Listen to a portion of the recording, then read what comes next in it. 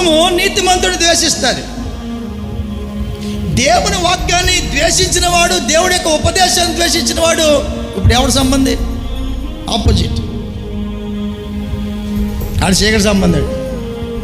గద్దెంపుని ప్రేమించిన వాడు, దేవుడి వాక్యానికి లోబడిన వాడు ఖచ్చితంగా చీకటి సంబంధే.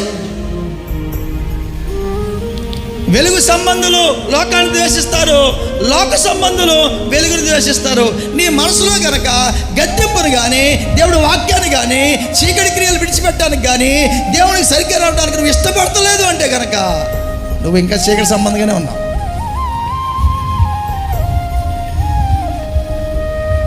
స్తోత్రం.